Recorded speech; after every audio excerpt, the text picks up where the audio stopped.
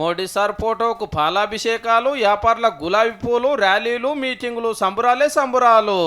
300లకు మీద వస్తువుల మీద జీఎస్టీ తగ్గినందుకు రేట్లు ఎక్కువైనాయి, అంత మా సారేలువాడి గొప్పతనమే అని సాటింపేస్తురు అన్నట్టు. బీజేపీ సీఎంలే ఖుద్దు షాపుల పొంట తిరిగి చెప్పబట్టారే.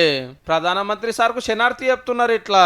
ఒక 15,000 రూపాయల సామాన్లు కొనుక్కుంటే నెలకి దాదాపు 1,500 రూపాయలు సేవింగ్. నిన్నటి నుంచి నరేంద్ర మోదీ గారు మనందరికి ఇచ్చిన ఒక బహుమతి. ప్రతి వస్తువు మీద కొన్నిటి మీద ట్యాక్సే లేదు, కొన్నిటి మీద 5%, కొన్నిటి మీద 18%.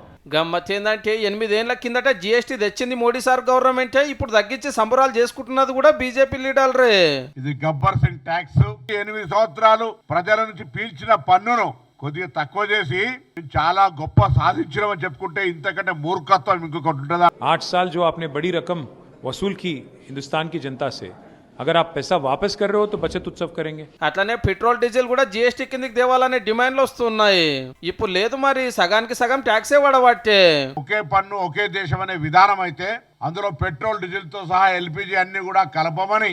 पहले डीजल पेट्रोल को 50 रुपए में ला लो, सिलेंडर को 350 पे वापस ला लो, और जो जीएसटी पैसा गवर्नमेंट ऑफ इंडिया ने लिया उसको वापस करो. అది ఎక్సైజ్ ఆదాయం కావచ్చు, పెట్రోల్ డీజిల్ కు సంబంధించినటువంటి విషయం కావచ్చు, మీరు కేంద్ర ప్రభుత్వానికి జిఎస్టీలో వాటిని ఇంక్లూడ్ చేయమని సిఫారసు చేయండి. వారెవ్వా వాళ్ళు ఒప్పుకుంటలేరని వీళ్ళు ఒప్పుకుంటలేరని వాళ్ళు.